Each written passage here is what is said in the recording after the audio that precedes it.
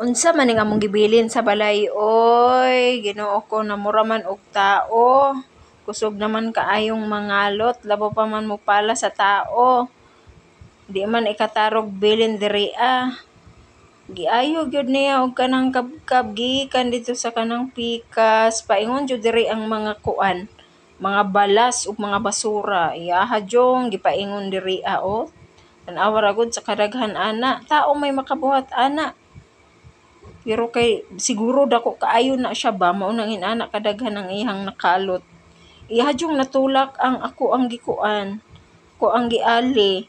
Kabkab jud siya dito sa pikas aron siya makakuha siya ana kadaghan nga mga kuan o naay basura, naay mga balas, naay mga bato, nagsagol-sagol na lang ng iyang mga kabkab dinaa. Yes, Ginoo ko. Unsa may buhaton ani aron dili ni sila magsigig panguan oy. Pangalot, sigig panghilabot. Ay, unsaon may akong buhaton.